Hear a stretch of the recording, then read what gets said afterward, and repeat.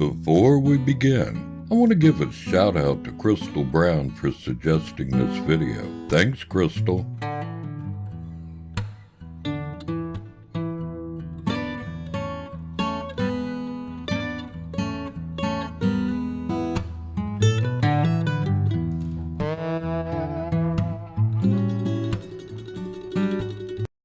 Before we begin, please hit the like, subscribe, and notification bell so you don't miss a single one of our upcoming videos. Crystal Gayle was born Brenda Gayle Webb in Paintsville, Kentucky. She was the last of 8 children born to Clara Marie Ramey and Melvin Theodore Webb.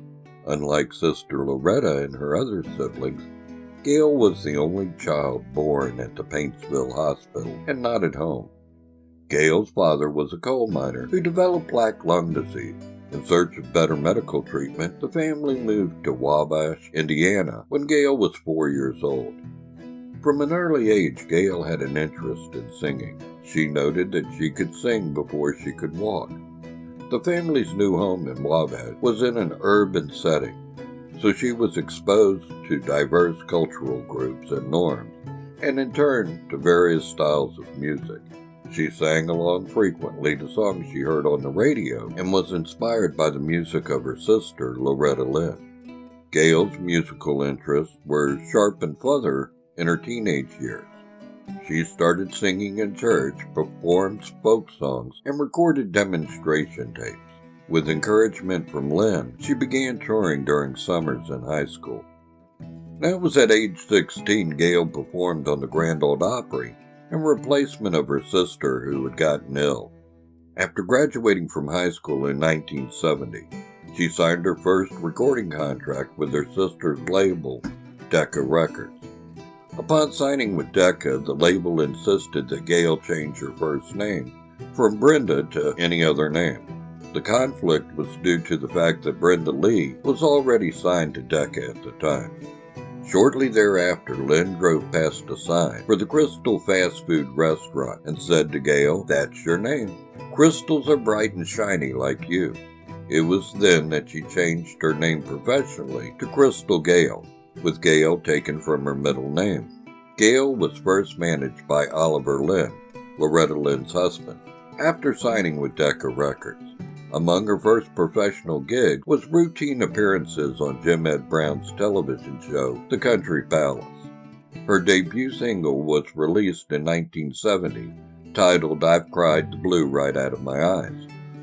Also written by Lynn, the song peaked within the top 40 of the Billboard Hot Country Singles chart.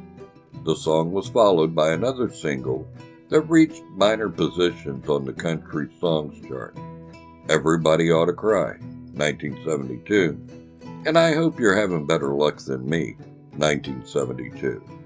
Gayle's career stalled while at the Decca label. This was due to the fact that the label wanted Gayle to record in the same style as her sister. In a 2019 interview with Forbes, Gayle reflected on the experience. "It didn't take me long to realize I was only there because I was Loretta's sister." During this period, Lynn gave Gayle advice that prompted her to expand her musical styles. Lynn said, "Quit singing my songs. We have one Loretta Lynn and we don't need another." The conversation led Gayle to ultimately leave Decca in 1974. Gayle signed a new recording contract with United Artists Records in 1974. Under the direction of producer Alan Reynolds, her musical style shifted. Reynolds, who had recent success producing Don Williams, encouraged Gayle to record in a softer, mellower format. He also helped market her music towards a crossover audience. Gayle also released her first United Artists single in 1974, "Restless." The song peaked at number 39 on the Billboard Country Songs chart. The same year, Gayle's self-titled debut album was issued, reaching number 25 on the Billboard Top Country Album Survey. The following year, she had her first top 10 hit on the country chart, with "Wrong Road Again," also written by Alan Reynolds. She had minor hits with the singles This Is My Year for Mexico, 1975, and Beyond You, 1975. The latter song was co-written by Gayle and her husband Bill. Her second studio album, Somebody Loves You, spawned a second top 10 hit, the title track. Gayle's shift towards country pop was received better than her early recordings with Decca. Now, Reynolds had limited time to write material for Gayle. Instead, he arranged for songwriters Bob McDill and Richard Lee to help compose music. This arrangement proved successful when in 1976, Gayle had her first #1 hit on the country charts with I'll Get Over You, written by Lee. This was followed by a second #1 hit, You Never Miss a Real Good Thing Till He Says Goodbye, and the #2 hit, I'll Do It All Over Again.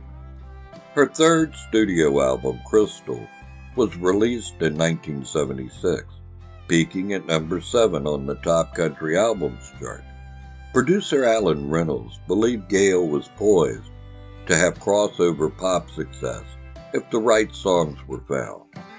In 1977, Richard Lee had composed a tune called Don't It Make My Brown Eyes Blue. The song was originally intended for British singer Shirley Bassey.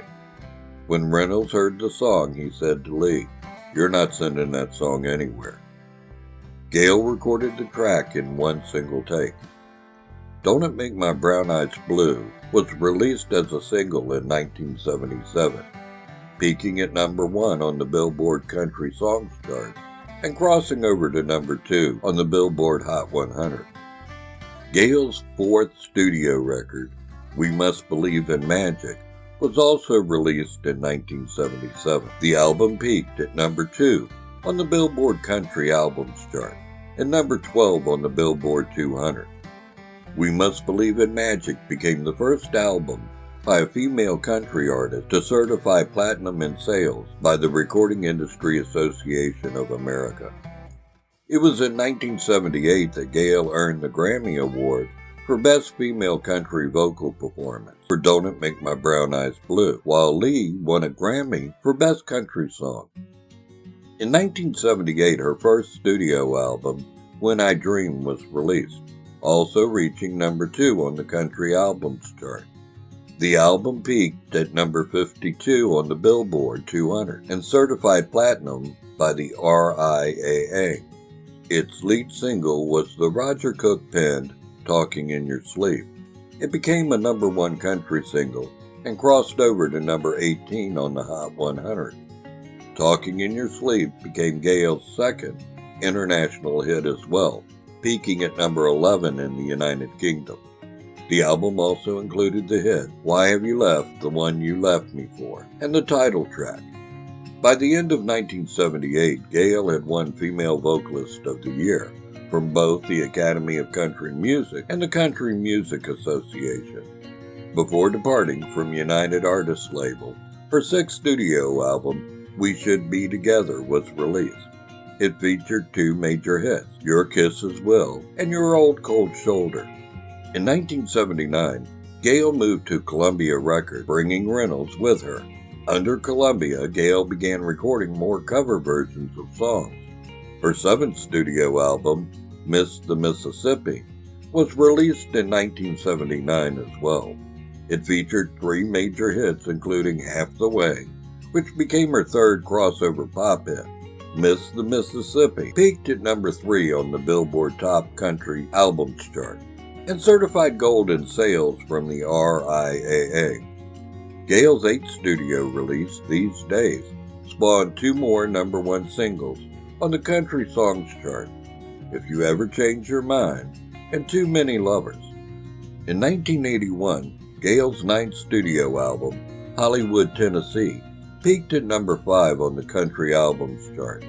Hollywood, Tennessee spawned three major hits on the Billboard Country Songs chart.